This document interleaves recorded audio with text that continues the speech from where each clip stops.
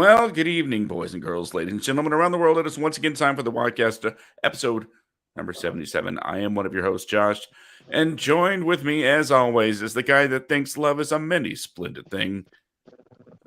What's up, guys? How you doing? Brandon here. And we actually have a special guest tonight. It's me. Sorry, 1 second. I'm getting these fucking notifications. There's my one for the episode. Got it out of the way. I'm sorry. It's like, looking to get out of my job. And my lovely significant other, Danielle, also our journalist for the website and a movie reviewer, put my name out there for Indeed, and LinkedIn. And I have been getting spammed hard by text messages and phone calls that don't stop all day long. Speaking of spammed, she's actually right next to me. Danielle's right here. Danielle, would you like to slide into frame here? There we go. So, but yeah, I guess it's only right that I have my significant other here, as it is a show about, romance.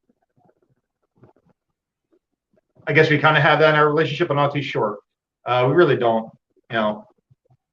It's like Tina Turner and Ike, but reverse genders, and that's pretty much what it is. She beats me. That's a filthy, disgusting lie, and I will not have my name slandered on the interweb. She straight up headbutted me in the middle of a restaurant one time. That was an accident. Anyway, so Question Josh, is, though, how's your week been, buddy? Were you off key What do you mean? to deserve that headbutt? Oh, I wasn't singing. Maybe that was the problem. She was trying to tell an older couple. It was like a dinner theater. Sing for your food, Brandon. No, she was telling this older couple that was sitting across from us how we share affection, which was a bullshit story. And then she decided to make this bullshit story a reality in front of them. She was like, "Oh yeah, I even headbutt him." She never really headbutted me before. Then she turns around, wham, like that. I'm like, you bitch. And they were so terrified. Like they were so visibly uncomfortable by our just existence across the table from them. No regrets. They were kind of judgmental pricks, so they kind of like whatever they deserved. But it was funny. Anyway, we would have the most messed up storyline if it was a How I Met Your Mother show. It would just be no one would ever watch it. It's just like they'd be like, "Wow, these two are just either bad that for or each other." everybody would watch it. Huh? Said either that or everybody would watch it. Well, God.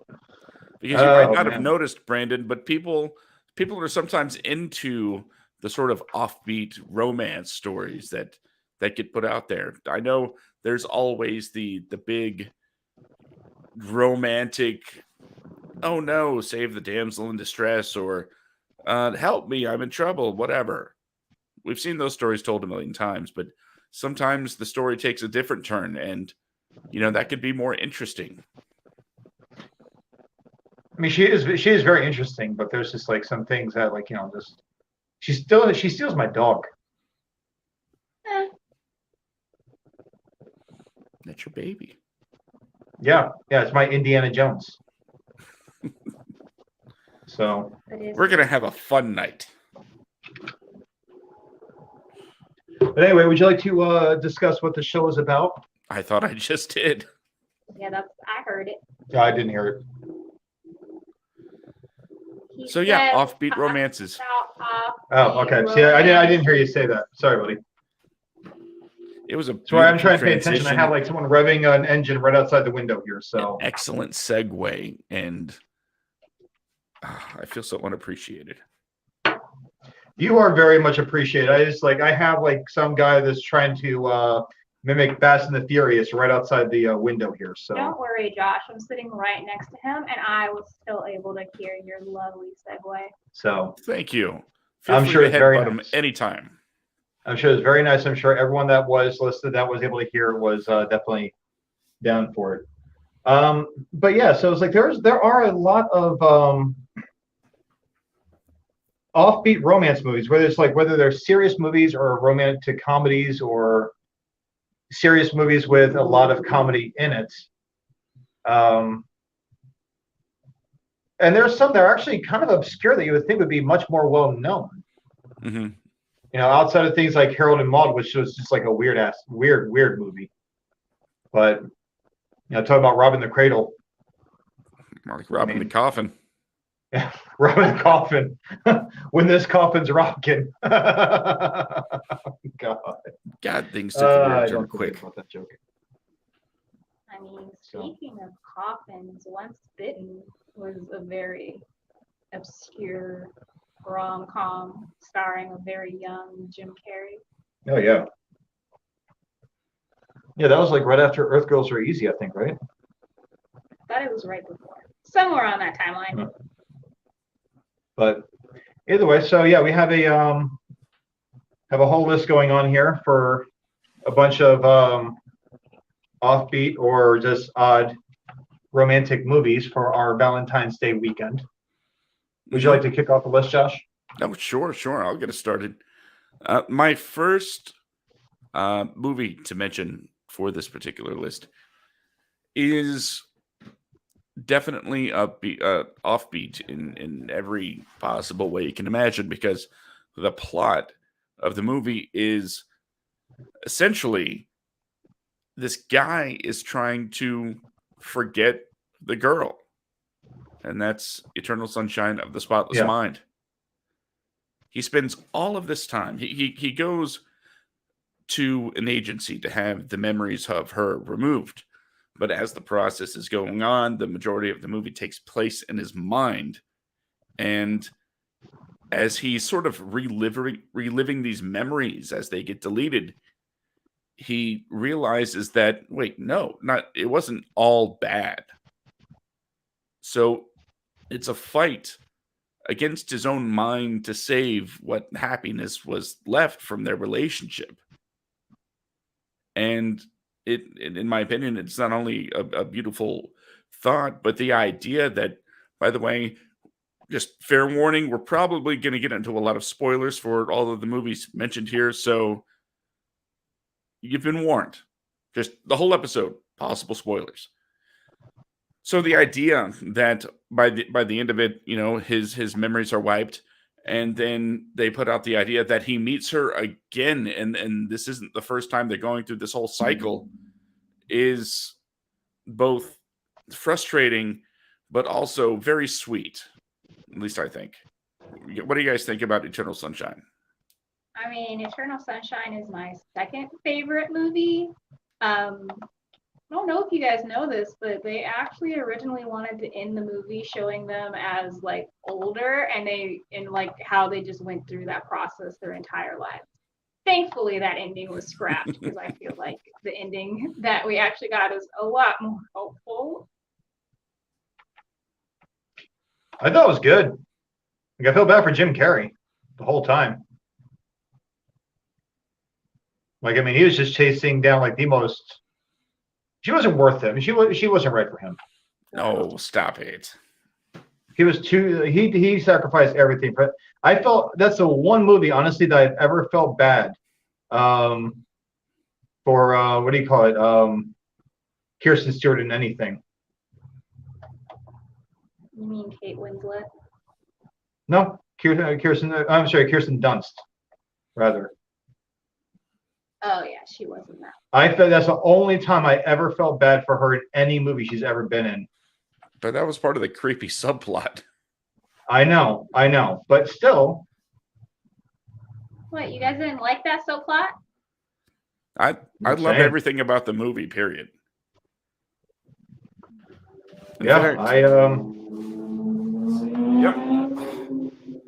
Sorry, trying to figure something out here. I have some issues with this. Picked up the little screenplay here. It has words in it and everything. I mean, don't tempt me. I will rob you. She's going to fly out to Florida and mug you for that. It's a heist movie in the making. What's that? Said it's a heist movie in the making. be like the worst heist movie in the world because she would show up. She'd be like, "Give me it." You'll be like, "No, okay," Like and she'd drive back. She'd fly 50 back in. Oceans movies still exist, That's not true. I would step on his foot and then I would leave. Oh yeah. You'd have to fight some teenagers too. Oh god. No, I can't do that. I'm not trying to go to jail. You get hurt. You get so hurt. I know they would beat me up. Like, oh man, she'd come back here. She'd be like, "Oh, I didn't get it. What happened?" He said no. Then she pull out like another screenplay. It's like, "Well, where'd you get that one?" It's like, I asked where I could buy my own. No, I would be like, I didn't get it. He said no, and then his teenagers curb stomped me in a hate crime. Oh Jesus Christ. For those of you that don't know, she actually jokingly hits my dog and shouts black on black crime. But no, I mean, but like Eternal Sunshine of the Spotless Mind is actually a very, very good movie. It is one of my favorite. I guess you want to call it a romance. Oh, I guess it is kind of a romance movie. I look at it more of a drama, but it is one of my favorite Jim Carrey performances. It is sad. Top tier. A It is movie can really be more sad. than one thing, Brandon. Huh? Said a movie can be more than one thing. Can it? It's called a draw rom. But I have a really good offbeat comedy though. Offbeat romance movie. Is it One of my Ghostbusters? favorite romance It's movies. Since Ghostbusters, anything isn't can it? be anything, Shaun of the Dead. I'll take it. It's a romance between two friends. It is a romance between him and his ex. He's trying to win No, her back. it is a romance between him and Nick Frost and how their friendship can endure anything, even death. I can't believe you didn't get that. And that's a topic for a different show. See this? Bromance. Oh yeah, I mean, there's lots of romance movies, but it's like you also have the whole thing with him and his ex and trying to win her back and everything else. There's a lot going on there. Okay, Lots of expand on that, Brandon. Expand on him trying to get his ex back. Well, I mean, it's like he's very protective of her. He's never really been a leading kind of person at all in his life. He's always been kind of like just like a loser, like a slacker, just gets by day to day. And Liz, his girlfriend, just wants him to change. She just wants him to get better, like start like taking the reins in his own life. And it took the zombie apocalypse for him to take the reins in his own life. I mean, like that's all. That's what that movie was. Like it was mainly about his own growth, but it's like part of his growth was also winning back her affection. What do you mean? He lost everything at the end. He still had her. Yeah. So, and no fault of his own. I mean, it's like everyone else died. It's not like he killed anyone. Like he's not the cause of anyone's death. He did his best to lead everyone through the zombie horde. You just had the jealous guy friend of Liz's. You had her girlfriend, like which is the guy's girlfriend that knew that this dude was in love with her still. Mm-hmm. It's his fault that he and his own girlfriend died. Nick died, Ed died fighting off the zombie horde in the bar, or got bit rather. Trying to protect Sean, and Sean survived with Liz and got her out of there. And then yes, he transcended death in his relationship with his friend by locking his ass in the garden shed and sicking him with a video game. And But did they still hang out? Did they still play games together? I'm curious if he ever upgraded with Ed eventually. Like they're like, okay, well, like that was the PS2, either PS2 or Xbox, but it was a PlayStation controller, so it was most likely it was PlayStation 2. I wonder if he ever, otherwise he's a shit friend. Did he ever go in there like, hey, Zombie Ed, I've got a PS3. Hey, look, the PS4 came out. PS5, fuck them. Forget that. It's too expensive. Good luck getting that PS5. So, all right, but that's mine. Okay. I mean, we could talk about my most favorite movie. It is Secretary, starring Maggie Gyllenhaal and James Spader. It's definitely offbeat. When I first discovered it, it was on the Wii channel, so there's a lot cut out. A lot cut out. But Maggie Gyllenhaal plays like a girl that cuts herself, and she gets a job at James Spader's office because he plays a lawyer, and they kind of have a sexual relationship that's kind of BDSM-y, but without all the sex. There are funny moments, there's sad moments, there's moments where you're like, WTF? But I recommend to watch if you're an adult and don't have children to watch with you. Real quick, I want to address this. Sean, we did not mention it yet. Sean, everyone, Sean, first off, hey, buddy. Sean is in our movie addiction group that we're all three of us are in on Facebook. Bam. You're going to ban Sean? Yeah. Why? Because he's like asking questions.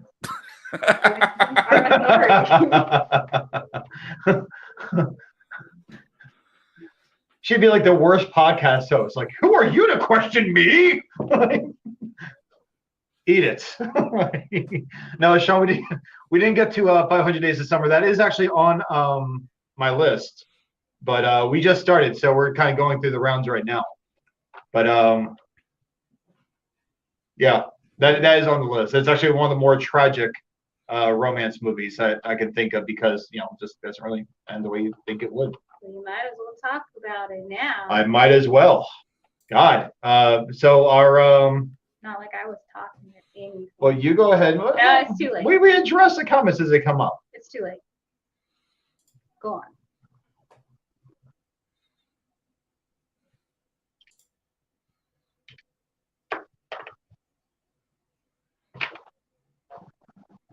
Continue. I will do it. You're going to talk about it. You're talking about the secretary. Like you like her getting spanked in the movie. Go ahead. No, I'm done.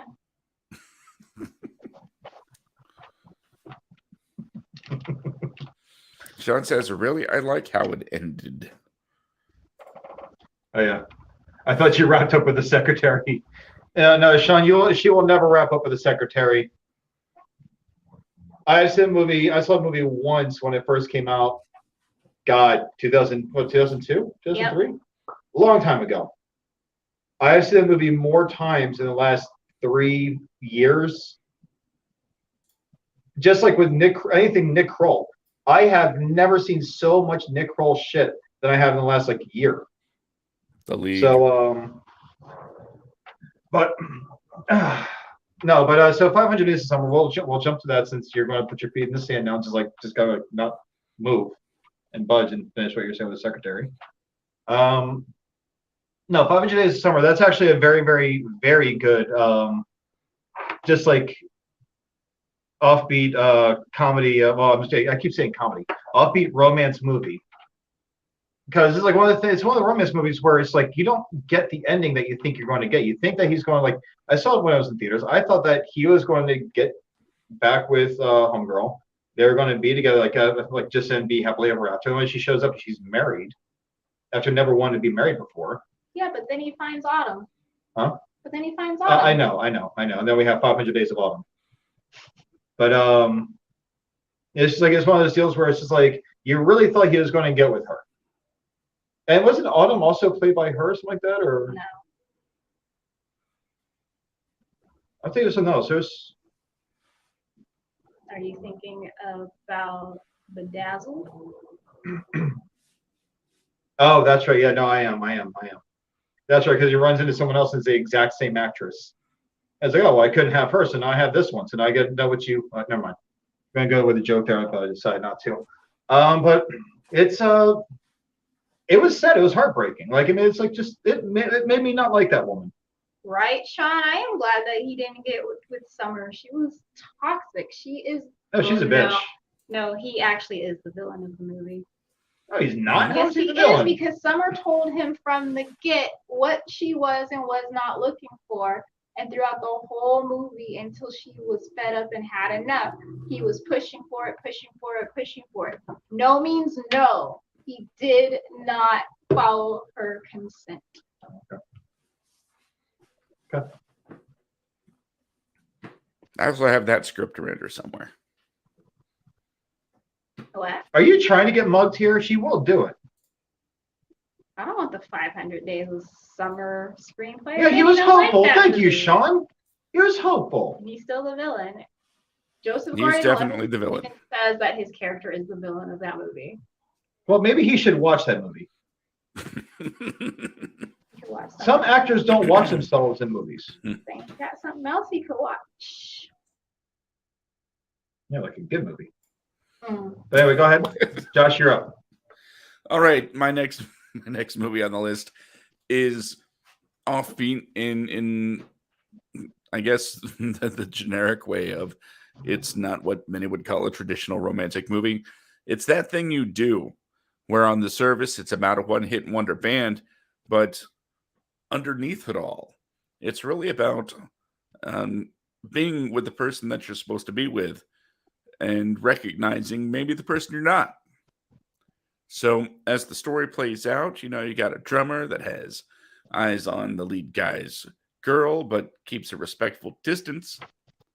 And because their one hit is taking such a toll on everybody in the band, the lead guy in particular, it sort of starts destroying not only his relationship with his girlfriend, but with everybody around him, because he just wants to be a successful musician that does what he wants. And of course, the record company has its own ideas, basically saying, this is your one song, and this is the way it's going to be. So eventually he quits, leaves everybody behind, and drummer dude gets the girl. Man, I can't believe you spoiled that movie for me. You never saw it? No. Well, now you have. You're welcome. It's okay. You know what? Maybe we should put like a spoiler alert for 20 some odd year old movies from now on. We usually do. Well, I mean, I think that I think there should be a healthy time frame that we have like a spoiler alert. If the movie is like, 2 I weeks guess old. if the movie is like 2 weeks, maybe even let's say like a month, because you have to think like international releases, right? Mm-hmm. Some movies are released in other countries and other territories of the world at a much later date. Like Ghostbusters Afterlife came out. We saw it in November, I think. That came out in January, like the end of January in a lot of other countries. We saw it in mid-November back when it came out. So I can understand like spoiler alerts for that kind of stuff. That Thing You Do, I believe, was 1997. You were 10 years old when that movie came out. I was no such thing. I was 9. 9, whatever. You were 9 years old when the movie came out. And why are you telling everybody my age? I'm not. Now they can. I never calculate said it. your age, so technically that's a loophole for me. Yeah. If you're going to prosecute someone, make sure that what you're saying is actually because I never said your age. Just remember, everybody out there in the audience, Yeah. you're being asked to not do any math. No math, please. Yeah. Yeah. Damn, I'm old. I was 21. Well, Sean, if it means anything, aside from the top of your head, you still look really young. I mean that in the most loving, affectionate way. So if I look, I'll be excited if I look half as good as you do when I'm in my 40s, because I'm already, starting to get my receding hairline. But yeah, so I think from now on, just so we don't upset some of the slower paced moviegoers, we should definitely have like a, spoiler alert for everything. American Werewolf in Paris, spoiler alert. Have you seen Ghostbusters 1? No. Dude, I've spoiler never alert. seen it. You like marshmallows? Because it's going to be a spoiler. Divorce. I'm kidding. All right, so you should watch the movie though. Meh.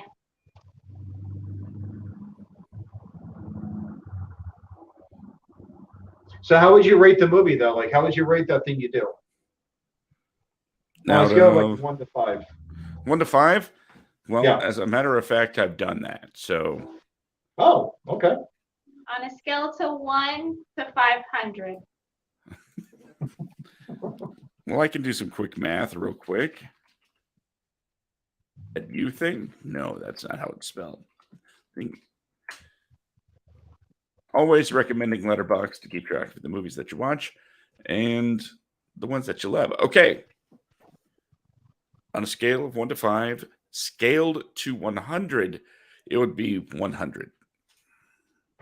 No, you're like a diehard fan of that movie. You like it a lot. Oh, yeah. Okay. And I love the fact that the one hit in the song became a one hit in real life.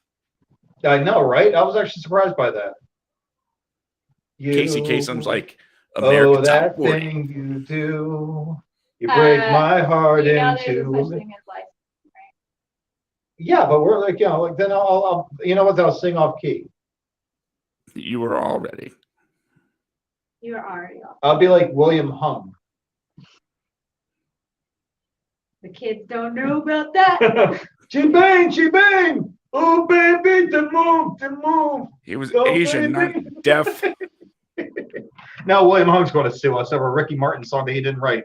So I would think the impression would be enough of a lawsuit in itself. I'm sending hate mail. have you heard him today. sing? Today I'm sending hate mail. Listen, that was actually, I think, a spot on impression of William Hung singing, like, she bangs. If he was deaf. Huh? If he was deaf, maybe. Have you heard him sing? He sounds like he's deaf when he's talking. I've heard both of his albums and his Christmas album. Why have you listened to those? Because they're available on Spotify. I love that Trololo song. Oh my God. In 7th element. Oh my God. Ooh. I got nothing. I got actually nothing here.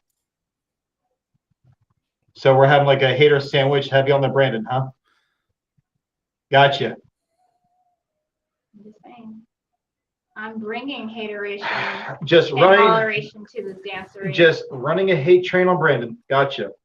Like Cool. you've never had a train run on you before. I was paid for it. That was beautiful.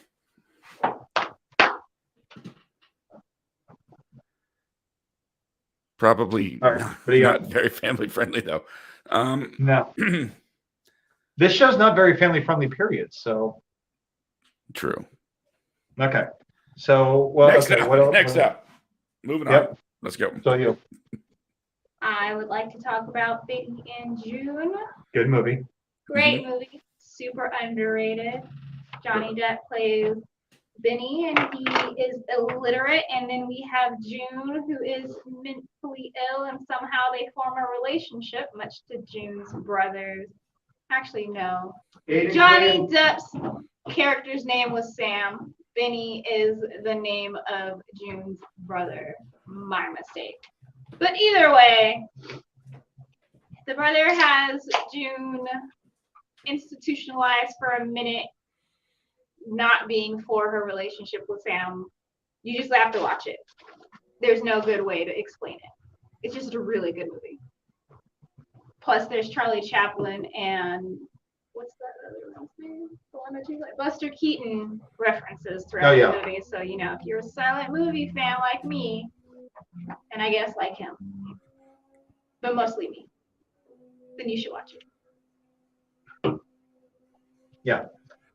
No, it's a very good movie. Like honestly, Aidan Quinn is he's always been a hell of an actor. He's kind of like really like he was like Tom Everett Scott. He was actually getting a lot of roles back in like the 80s, 90s, and everything else. He was actually a pretty big name at one point. Before my time. I don't really think I have seen much of him recently though. But he used to be in he was in so many movies. Let's see here real quick.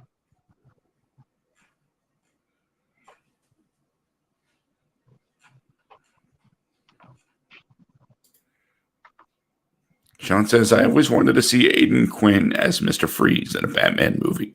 And honestly, I think he'd be great for that part. Yeah, Legends of the Fall, Benny and June, Flipped, Practical Magic. I've seen. He's been in a lot of stuff. I don't even. All the things I'm seeing him in recent years were not really. Like it's like supporting roles mainly, but like I guess except for Elementary, Law and Order. Sean adds, he has a great voice and it would be cool amplified. Oh yeah, yeah. We need another a movie live action version of Mr. Freeze. And Aiden Quinn would be amazing in that because I mean, what we have Arnold Schwarzenegger right now. That's our only live action version of. I don't know what you're talking about. Feature I like film. Arnie in it. You need to chill out. What? You do. You need to take it down a couple of notches. Arnold was great. Thank you. He was not. Arnold and Uma Thurman and what's his face as Two-Face, and honestly, Jim Carrey as the Riddler was amazing. Where killed the dinosaurs? The Ice Age. Just wasn't right. It was definitely right. I will say this, Aiden Quinn, if you guys have never seen it, Commandments was a damn good movie. It's on my watch list. I do need to get around to it. Okay. I just want to see Aiden Quinn's Mr. Freeze about movie. He has a great voice and it'd be cool amplified. It really would. I mean, like he's Okay, what's your pick? Camden. Yeah, mine was actually Garden State. Garden State with Zach Braff and Natalie Portman. Actually, like I mean, if you guys haven't seen that movie, first off, the soundtrack alone, I've been a Shins fan for a long time. I love the Shins. And that movie is just like pretty much like one long Shins album because Zach Braff was a huge fan of theirs too. But for those of you, should we hit spoiler here? It's like a 14-year-old movie, but 14, 15, 16-year-old movie. I think it's well past that. Spoiler alert, Oh, everyone. no, that was like, no, 2004, I think it came out. So, yeah, it's almost 20 years old. Just like me. Okay. Headbutts could be incoming any moment. Tell your friends to tune in. Yeah. Yeah, she's only 20. She turns 21 this April. Exciting stuff. I can finally drink. But no, it's a movie about a guy who suffered some severe emotional trauma, like after his mom died. He has a father that prescribes him all this medication that just shuts down his emotions. Like he feels nothing. I think it even showed like a scene where he was on a plane, and the entire plane is just rocking from severe turbulence. Everyone's screaming and freaking out, like the oxygen masks are falling down from the the ceilings. And he's just sitting there with a blank look on his face, like nothing. They have Natalie Portman, who plays a character who is a habitual liar, very free spirited. So you always have to have that mismatch thing going on there. Very free spirited, loves everything about everyone for the most part. And she makes him want to get rid of doing the suppressants, the antidepressants that he's been taking. So I mean, it's a beautiful story. It really is. But yeah, if you guys have not seen Garden State, then I recommend it. I will say this though: there's a scene where they're shouting off of a cliff into the great abyss or whatever it was. There is no cliff in New Jersey, guys. There's no giant cliff that like you can see them all the way up like at the end of the mountain. That doesn't exist in New Jersey. I was raised in Jersey. Aside from that one scene, I was okay with the rest of the movie. The movie says it exists, so it exists. It doesn't Doesn't exist. matter on fact. It doesn't exist. People say the Jersey Devil exists. I don't know what that means. Yeah, you never will. They play hockey. They play hockey. Well, we have an urban legend in New Jersey. I guess they named it after the hockey team. Back when the Jersey Devils were formed in like the 1600s or whatever. Sounds about right. But yeah, so that's mine. It's beautifully directed. Honestly, it was directed by Zach Braff, and it just a really, really like great directorial debut of his. I think that was actually his first feature film that he directed because he's done a few since then. Yeah, I'm pretty sure that was the directorial debut of Zach Braff.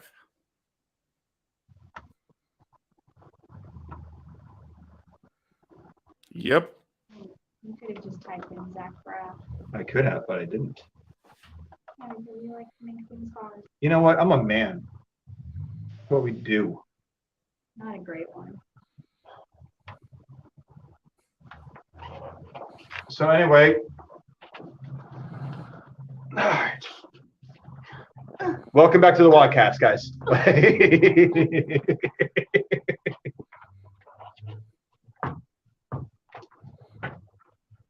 There we go. So It'd definitely be hard to replace you, Brandon. what's that? It would definitely be hard to replace you. No, I know. Try not to die tonight.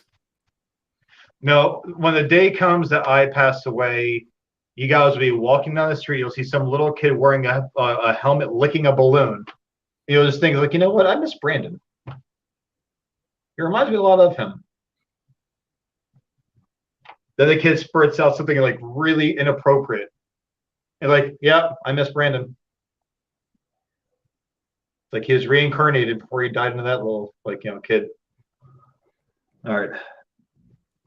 Josh already confirmed that it was his first. That's how Zach Braff popped his directing cherry. Yeah, no, I'm just like looking at because he's directed there it is right there. So now outside like some episodes of like Scrubs and Ted Lasso and everything else. No, he directed the very first episode of Ted Lasso. Okay.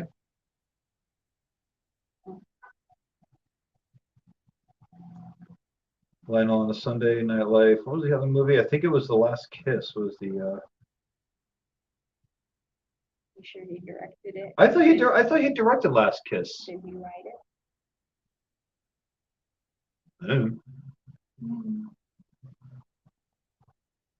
Anyway, so that's mine. My turn? Yep. Well, since we're closing in on 40 minutes in, I'm going to jump around on my list a little bit. And my next one is What Dreams May Come. Oh, good one. Yeah. Never seen it. Oh, that's such a sad one. Hit spoiler alert, she's never seen it.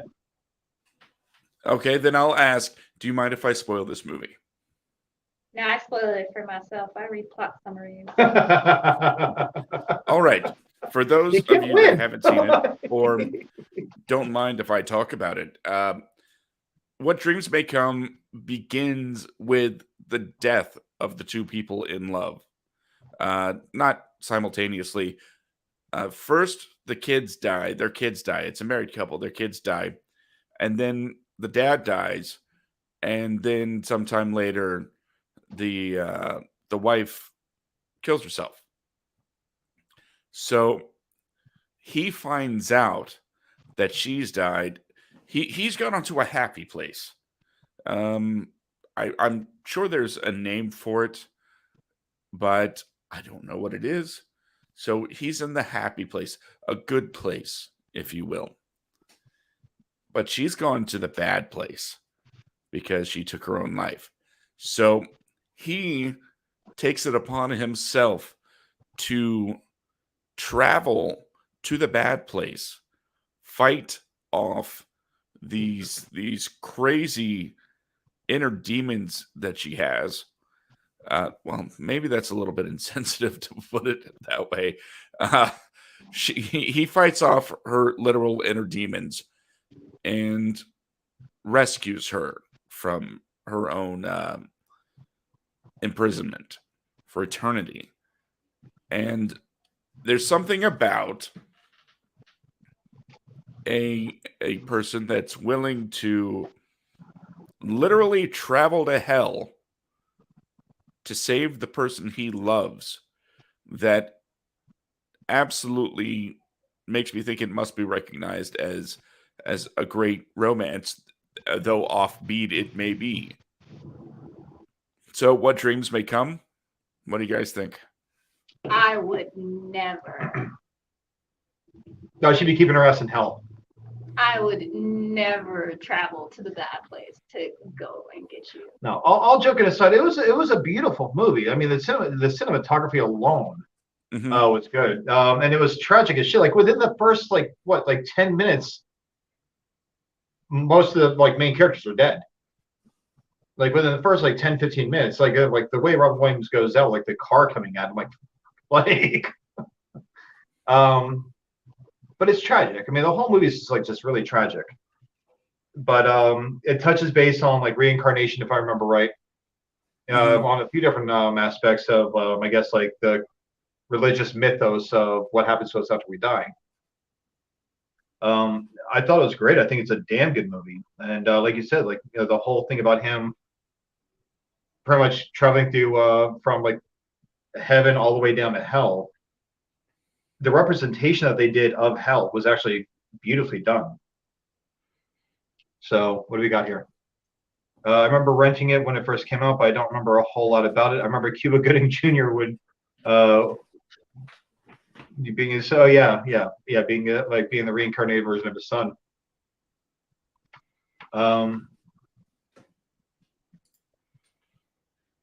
Yeah, okay, and I see I just noticed the comment from a few minutes ago with Sean where he said that I'm only with you on Jim Carrey. Batman Forever is a good movie. You watch this Jim Carrey movie.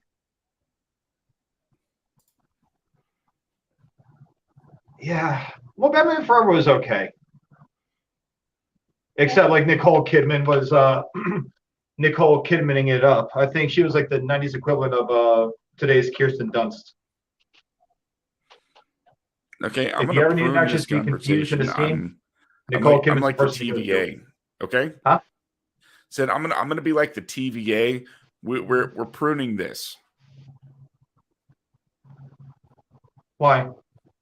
You don't like facts? Got to keep it moving. Oh, gotcha. Yeah. Okay. All right. And it's my turn. Okay. Go ahead. So let's talk about.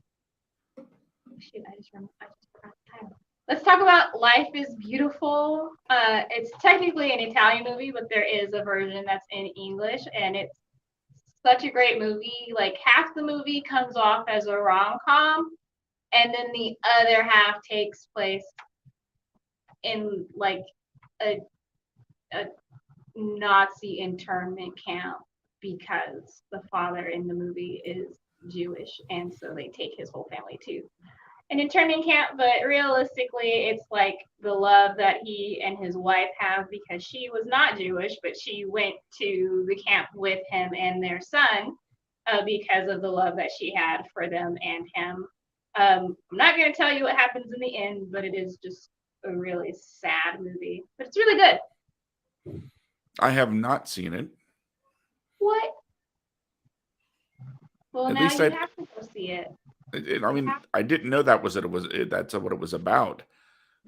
So now I kind of have to see it, but I believe I should get some credit here for not saying I did not see it.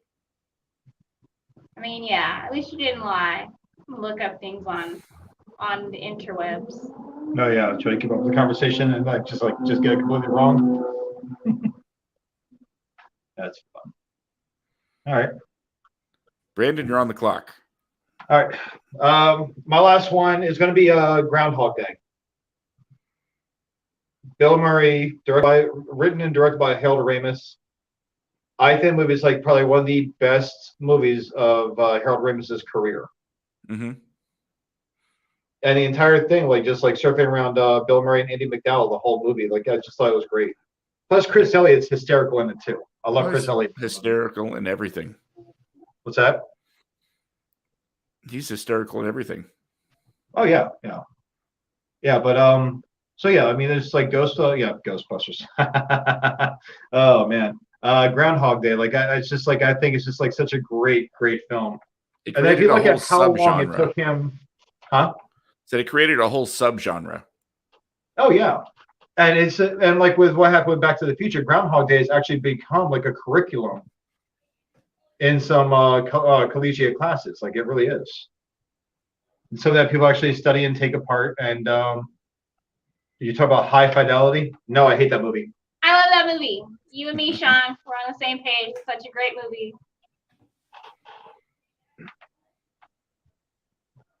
It's got Catherine Zeta-Jones in it. That's why I can't stand it. Okay. It's a bad movie because it has her in it.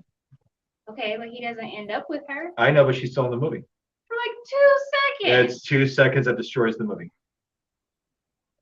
If I can get over my dislike of Tom Cruise for the sake of Tropic Thunder, I think you can get over your dislike for Catherine Zeta-Jones. Well, Tom Cruise owned it in Tropic Thunder. Catherine Zeta-Jones never owns it in anything. She makes things worse. I don't know. I like Chicago. But so that's mine. John says I have a good memory and can remember all the women I loved. I can relate to that.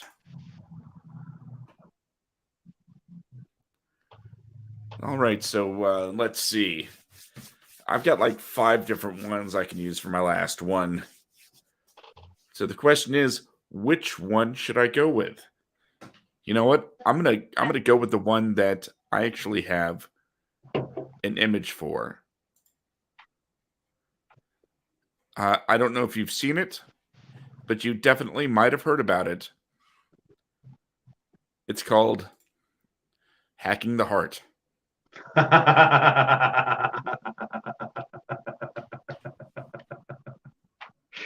Oh, you suck. Talk about offbeat romance. I haven't spoken to him since. I haven't blocked, and he hasn't tried to reach out to me again. So I think we're good now. Oh. Story time. But later. So, yeah. Well, if that ended tragically, I better go with something else. Let's see. You know what? I'm going to say, help me out. Should I go lighthearted or deep? Let's go with lighthearted because the last ones have been deep. Let's not leave the people depressed. Yeah. We keep going too deep here. All right, then Let's just go just a tip, huh? That really leaves only one on this list, and it's kind of a cheat because it's 2 movies. The Wayne's World series. Okay. It's Definitely a about good choice. following your dreams and winding up with your dream girl. And then it's about continuing to follow your dreams, but not selling out, but also trying not to be a jealous tool while your dream girl follows her dreams. And then both of you figuring out, hey, everybody's got dreams. And as long as you're together, you're both going to make it work. So it's a series that goes all the way through with making sure that not only are you both on a level and equal playing field as far as career and relationship goes, but kind of seeing eye to eye on what your future is going to be. Or maybe I'm just reading too much into a Wayne's World movie. I mean, I think you are, but I also think you're onto something with it. I don't know. I would have gone with So I Married an Axe Murderer myself.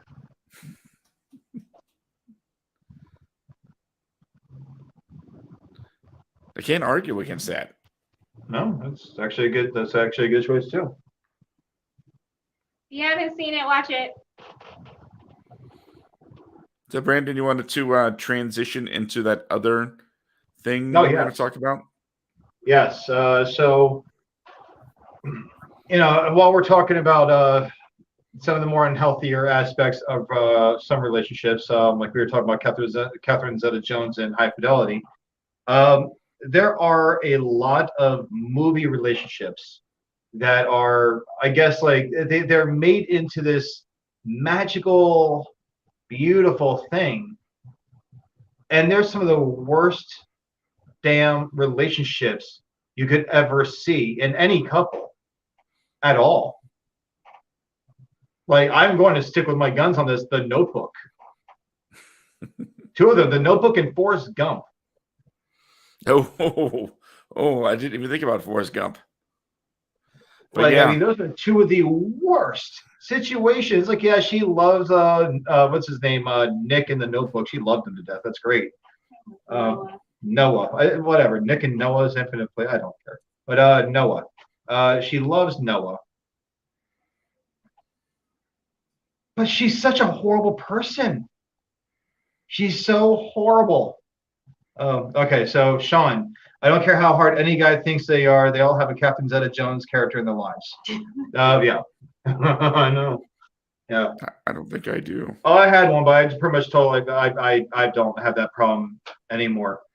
Some bridges are meant to be burned, ladies and gentlemen. Burn the shit out of them and blow them up. Whoa, man. Whoa, man. Axe murderer. No, I know. Yeah, that's good. I have a good Forrest Gump meme for Savage Sunday. If it's bad, I will delete it. But it's like, but you have Noah that does all this stuff. But it's like, even at the beginning of the movie when they're younger, you have like all these things. The guy talks about how their love was so extreme for each other that they would have their worst of moments and then immediately their best of moments. They're very passionate about each other. And by passionate, she's beating the shit out of him on the streets. Smacking the living shit out of this guy. I'm like, now I know why I called him Nick. Nicholas Sparks. Nicholas Sparks, if you've ever been in a healthy relationship, this ain't it. This is not a passionate, beautiful relationship. Holy hell. And in hopes that she comes back to him someday, he builds her the house of her dreams. And then once she sees the house of her dreams, she's like, I'm all yours. Like, I mean, what? Damn. She was going to leave his ass for Cyclops. And decided to, like, well, no, now that he built me my dream house, now I can stay with him. Like, it's just, you know, I can't be with you. Well, you already cheated on your husband. hot chick privilege. Hot chick privilege. Hot chick, she's okay. And then, sorry, Jenny from Forrest Gump. I'm sorry, I've got to leeway into this because she is like the worst person in the world. Like, She had hepatitis, not AIDS. I don't care what she died from. I just want to let the people know it was hepatitis. But and then like as everything goes up, the night that she gets knocked out by Forrest Gump, like she gives him this speech about how he doesn't know what love is and everything else, and then she goes into his room and she sleeps with him. Like she is like the master of screwing with some poor guy's mind. And not just screwing with a guy that is mentally disabled. She is screwing with the mind of someone that's got the mind of pretty much like a kid. I might have asked for a DNA test there. Huh? If it were available, I would have asked for a DNA test. Oh, yeah. Yeah. I'm rich now, Janae. This might be a you using me thing. And Jenny could not even be bothered to make sure that Lieutenant Dan was able to sit down somewhere at the wedding. Oh my God, we just had this talk. He was the only person standing at the wedding. Do you think maybe he wanted to stand? I don't care. His legs must have been hurting. If it was our wedding and I had someone that had no legs, and then he got new legs, I'll tell you right now, if that man was not sitting down somewhere, I would have lost my shit. It's like, Lieutenant Dan, sit down. You would have knocked him over. That's like nothing. Wow. Well, you know, Been like there the are Dragon some of the Flamingo, huh? Just like there's some other toxic relationships that I yes. think Yeah. should Sorry, be we spent pointed much time on out. Forrest Gump and on the Notebook. What do you got? Well, Danny and Sandy from Greece. Oh yeah. Oh. Well, she. To be with each other, we have to change everything fundamental about ourselves. Yep. Sometimes it be like that. But it doesn't have to be. But then in the end, he changed nothing about himself. Yeah. He got to win the personality battle, I guess. Although I do like the fan theory that I read that at the beginning of the movie she was actually drowning and she died. So that kind of make things a little bit better. And this and this whole movie, that's right. This whole movie takes place as she's dying, right? Yeah, in her dying. And then as the car's going off into the sky, that's her pretty much dead. That is her. Yeah. Pretty much kicking the bucket right there. Waving back at everyone and shuffling the mortal coil of this plane of existence. John says Bad Sandy started my thing for women with big hair.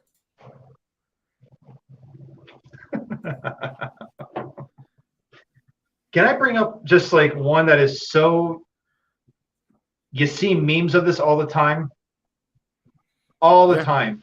Yeah. You see these memes from usually like girls that are like maybe barely in their 20s, or if they're really mature for their age, in their late 20s. Of Joker and Harley Quinn. Oh, yeah. First off, Suicide Squad sucks. Sorry about it. The movie sucked.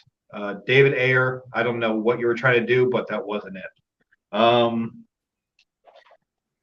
But you have people that think that Harley Quinn and the Joker, and it started with a cartoon back in the 90s, the animated series, that they had like this beautiful relationship. Like they just loved each other so much. And you watch Suicide Squad, and it's like, yeah, it's very romanticized, but he still didn't. He used like the shocking technique on her, like the men, like where they like stuck the probes on her head and like just gave her forced shock therapy, and then convinced her to jump into a bed of chemicals. Yeah. And then deleted scenes and everything else. Pretty much shunned her and walked away from her. It is like literally a toxic relationship. Oh yeah, but people like it's painted as like this. The best iteration of that relationship. I don't know if you've seen any of these episodes. Is in the cartoon series Harley Quinn on HBO Max. You've never seen any of that? No. Oh, Josh, man, buddy, you're missing out on that one. I was forced to watch it. And then you got into it. Unfortunately. You were even asking like, when's the next season coming out? I know, and I'm really upset about it. I got her into a DC thing. She's anti-DC everything. I think she's better off with Poison Ivy. Huh? I said I think she's better off with Poison Ivy. Me too. I'm hoping we get to see more of that in the next season. I don't know. I want to see more Kite Man. Kite Man. You know what? I'm gonna take the last one really old school. Okay. Okay. It's a story that's been told many times, many ways, but at the end of the day, it's still a pair of people that should not be emulated in your relationships, no matter what anybody tells you. Beauty and the Beast. Romeo and Juliet. Oh, I also thought Beauty and the Beast. I thought that's where he was going to go. No, but that's a damn good one. Yeah. Don't emulate two stupid kids. Really. That star-crossed lovers, just blah, blah, blah. Yeah.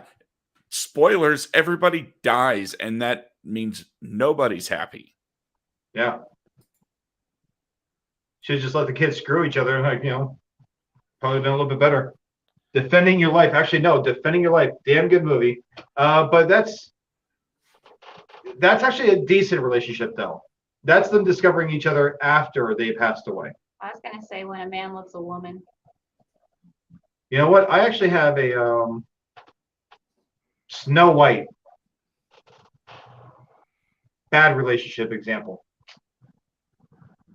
Dude literally walked into the middle of the woods with a bunch of dwarfs and kissed a chick rotting and festering in a glass coffin sitting in the middle of a bright beam of sunlight. And like, oh, she looks hot. Mwah. Like, no, that's not a relationship example. But I digress. Let's go back to this one. Your face is in a relationship example. No, let's dive into Romeo and Juliet, because that's actually Romeo and Juliet is actually the blueprint for a lot of movies that are coming out now, or that have been coming out rather in the last since films came out. It's like a massive storyline for most of these romance movies, like the mismatched couple, or one's from one family, one's from another family, they hate each other, whatever. So why would you say that Romeo and Juliet is like a bad pair? I agree with you. I think that there's multiple reasons, but I want to hear yours. Well, it's hard to really describe how dumb kids are. And how dumb they've always been. That story is like hundreds of years old. So Of course. But the fact that these two spent 20 minutes together and suddenly they can't live without each other. No. That is such a weird infatuation thing that if you ever find yourself in that situation, you need to run. You need to run and find some help quickly, because that is not going to end well for you. I'm not saying it's going to lead to like this, double suicide or whatever, but the fact of the matter is, nobody should be so into somebody after so little time. Hell, after 10 years, I'm thinking maybe you still shouldn't be that into somebody. But in this particular case, there was such little time that they actually spent together that it is just maddening, the ending of that story, because, our parents don't like each other. You don't see it as an allegory for homosexuality at that age? I hadn't thought about it before, but Because why not? In Shakespearean theater, all the characters were played by men. Oh yeah, but I mean, it's like And if you can't be together, like if you are two men of that era and you can't be together and you can't even come out of the closet, then what's your resort? Probably suicide, because you and your lover can't ever be together. no, but I don't think that was now. I mean, I think that's a hell of a takeaway from it, but I don't think that's what it was about, though. Like, I don't think it was canon. Okay. All I'm But, saying is, no, if that like- were the case, we're roommates.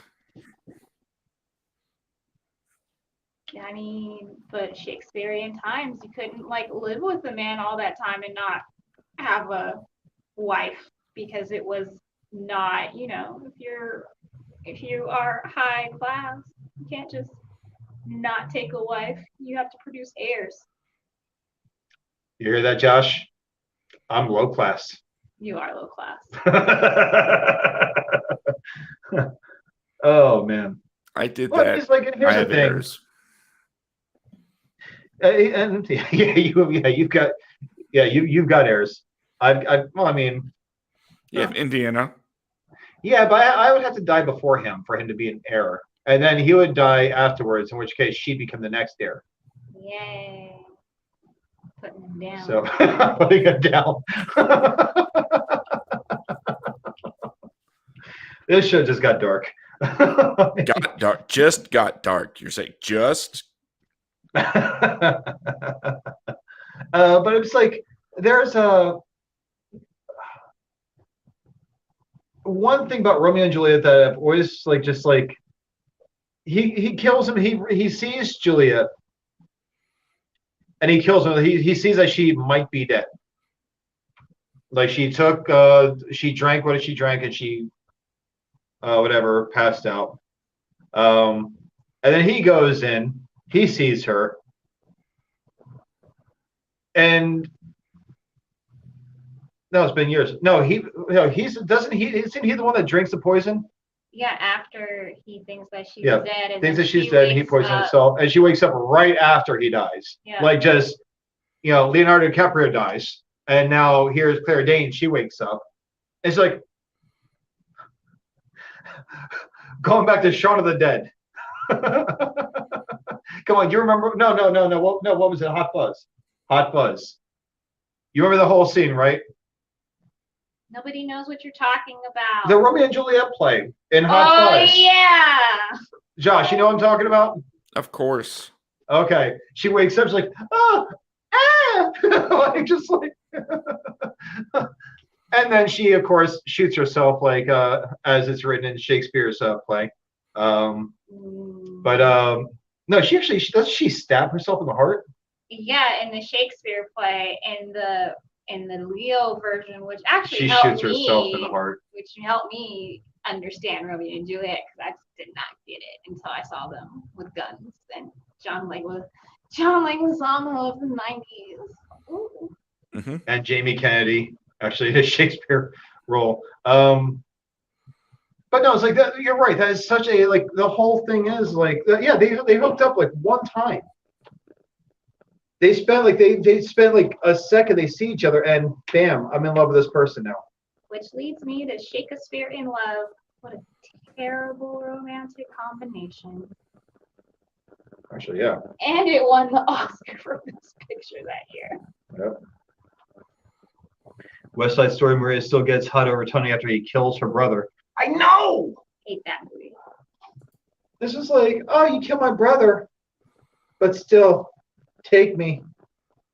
Like, yeah, it's not that I would ever do this. I love Ashley.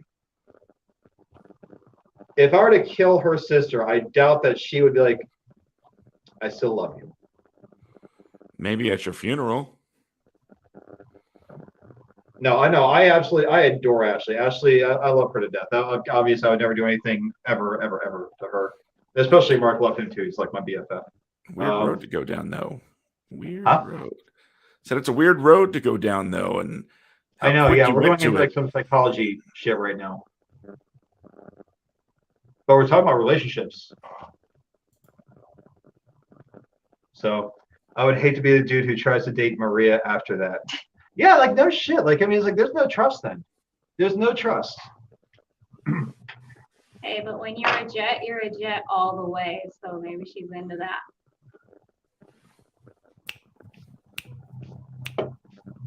But do you are you doing the finger? Yeah.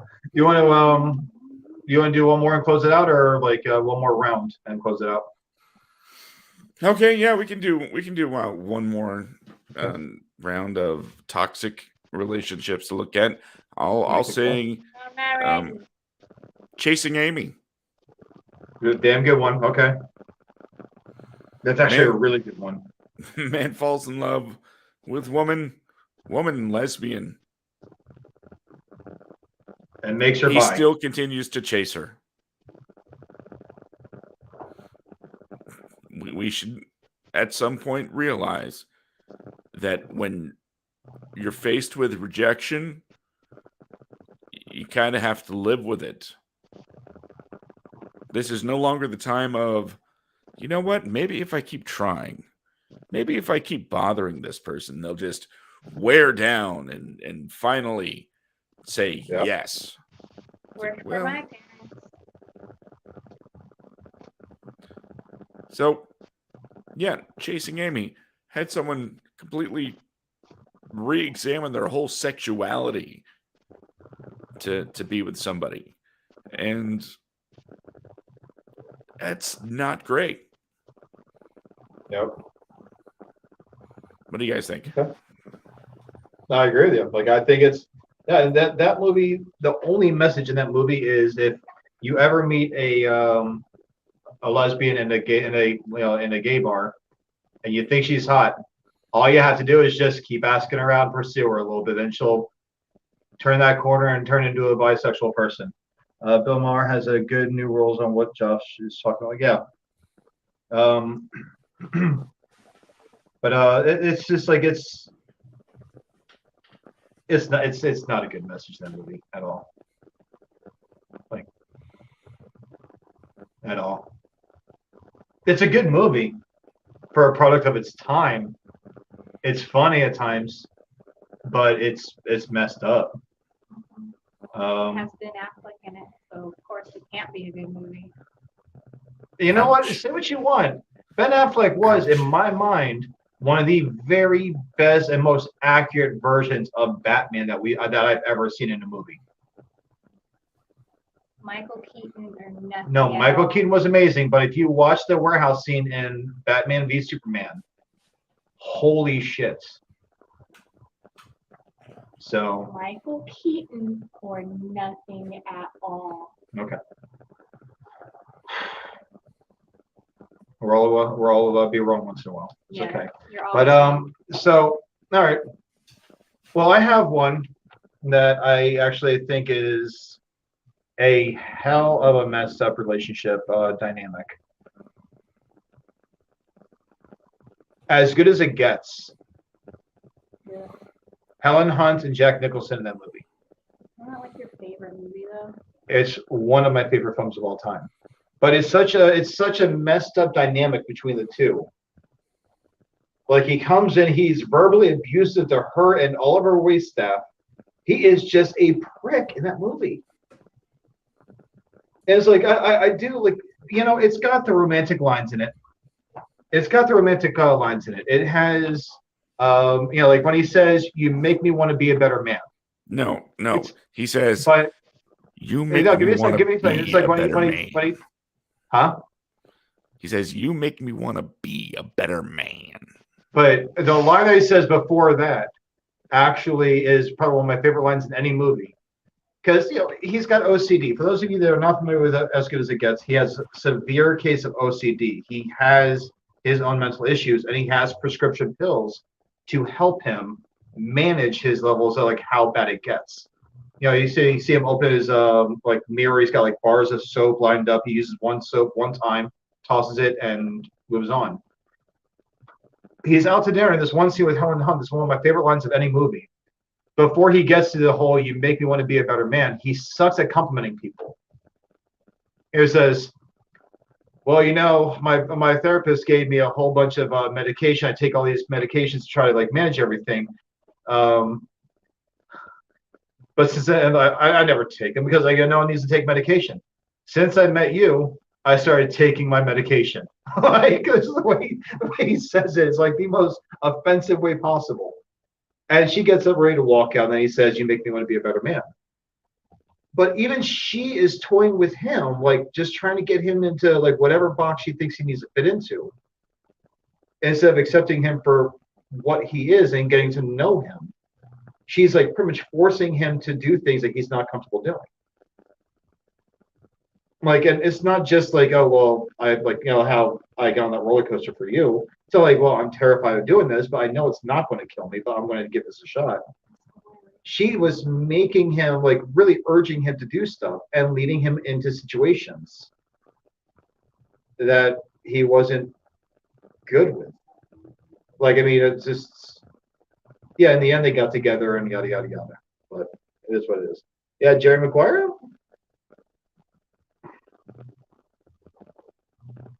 Yeah, I guess. But I mean, the thing is, like, Jerry Maguire, that was at least a movie about a guy that was open about being selfish.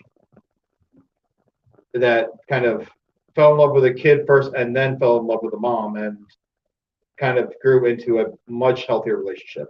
But Addicted to Love. I don't know if either of you guys ever seen it or heard of it, but Meg Ryan Yep. and Matthew Broderick, his girlfriend leaves him even though they were desperately in love. Her fiance leaves her even though they were desperately in love, and those two get together, and so Meg Ryan and Matthew Broderick decide to stalk their exes that are now together, and it's just, and somehow their characters end up together, and it's like weird and gross. Like, they have moments where they have sex, but you don't see it, but you hear them calling each other by their ex's names, like Do you give the macaroni? no, because there was no macaroni in the pot because it was dry. Oh, okay.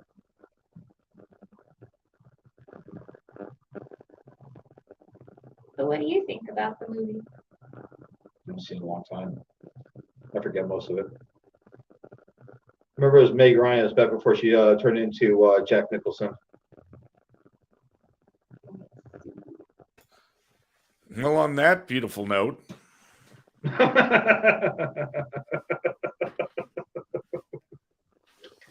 Oh man, I'm sorry. Meg Ryan was No, she you was made it gorgeous. awkward. You made it awkward now. Gorgeous. And then things happened. all right, start talking about y'all's. I assume shared social media. No, Ew, gross. Never. no. We're actually honest with each other. We don't have the need to like have like a Danielle and Brandon whatever or Brandon Danielle. We don't have the need to do that. It would be Brand. It would be So, Dan. It would not be Dandon. Dandon. Hashtag us at #Dandon. Josh, don't you dare. I don't know what you're talking about. #Dandon. All right, Brandon is leaving the chat. No, but oh, God, what is my Instagram handle? Because I changed it.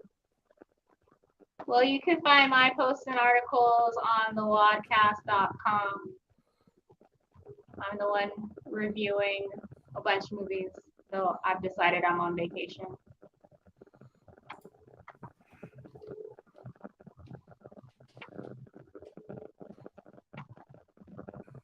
Right there. Let's see here. Yeah, I don't remember my Instagram because I changed it recently. But you know, you can find me on Facebook on the WADcast Instagram. You know, Instagram.com/the WADcast. And just like with Facebook, you'll see both of us, both pages will have the black circle with a white banner that says WADcast in it. Mhm. You can find me on Twitter, which I don't use Twitter, but if I ever tweet anything, you want to follow me for whatever reason, it is You Can't Ground Me. No punctuation, no spaces, just, you know, whatever. And then Facebook, Brandon Junk. There's a lot of Brandon Junks apparently on Facebook. Just look around, you'll find my face. I am actually wearing this shirt right there in my Mine now. picture. So, yeah. That's Oh, it. and if you guys want to request any movies that you want me to review, go ahead and post that on the WADcast. But if it's a horror film, I cannot promise I'll do it. That's Request fair. horror films. Don't do it. Ask Danielle to watch The Gates. Sean, ask her to watch The Gate and do a review. Oh, that's the one with Johnny Depp, right? No. Like the original The Gate. Hi, Sue. So Sean, Sue, somebody, I need you guys to request that Danielle watch and review The Gate 2, Bloodstone subspecies 1 through 3, and The Blob. The remake of The Blob that has a kid that gets all, like melted. I mean, I've seen Monsters vs. Aliens, so I pretty much saw The Blob Just already. tell her some of these are comedies because that's what it took to get her to watch American Werewolf in London. And I was severely lied to. How dare you, John Landis? How dare you? The guy also directed Gremlins, so I mean, you know. I never saw that. All right. Where can they follow you? You can follow me. You can follow me on Instagram at Super Noava. That is Super NOAVA. No. And then I believe my Twitter is at Cinema Danielle. I think. And Josh, what about you, sweetheart? Well, as always, you can find everything that I do over there at CindyCoreStudios.com. It is the hub for all of the social media whatnots for me. as well as where you find all the shows and even the merchandise shop where you can find these cool t-shirts. And you can have all these designs put on, whatever you want, coffee mugs, sweatshirts, whatever. It's all good. If you like what you see, just go to CinemaCoreStudios.com, hit those links. If you like what you see, go to Patreon.com and see if you want to become a member of our thingamabobber or whatnot. We have a Patreon.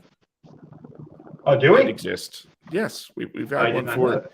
like over a year. Oh, So yeah, there's some exclusive stuff out there, and we're going to be offering up some more exclusive content in the future. Hopefully, if y'all are interested, you'll head on over there, CinemaCoreStudios.com.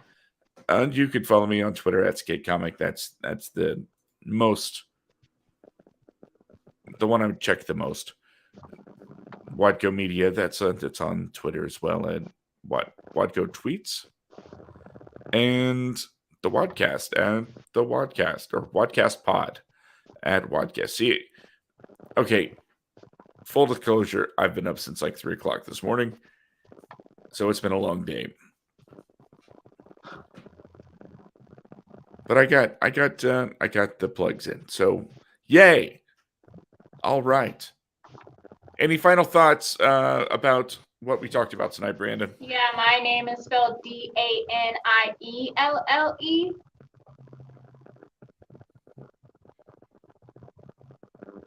I don't know what that means.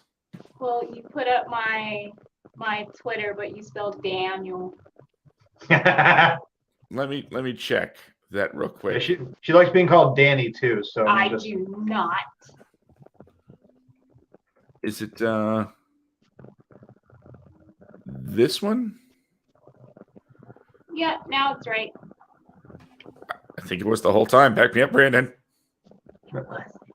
Yeah, well, if you just put it up there, then yeah, that's what it was the entire time. I'm blind in this right eye. So then you were wrong. You were still blaming him for you being wrong. Yeah, I am.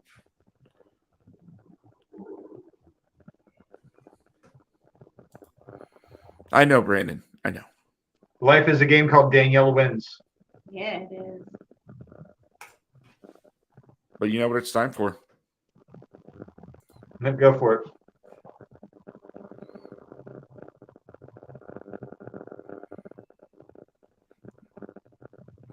I'm going to shut you down real quick there. All right. And I'm bringing it back. All right, everybody. It's that time again for the final thoughts. Before we head out of here, I just want you to remember that the only thing standing between you and your dreams is you. Don't wait till tomorrow what you can do today. You have a story inside your head. You have a story in your heart. Do whatever it takes to get it out there. Start writing it. Start shooting it. Start planning it. Do whatever it is to take that first step, because nobody's going to do it for you. It's on you. Make this the year that you make your dreams come true. So until next time, I'm Josh. That's Brandon. That's Danielle. And I hope all of you have a wonderful whenever it is, wherever you are. Josh, Yeah. where did you get this music from? It's supplied by StreamYard. Not 74. Not as far as I know. This sounds like the music that Jim was dancing to at the end of American Pie when he was stripping for Nadia. I could see that. All right, good. Good night, buddy.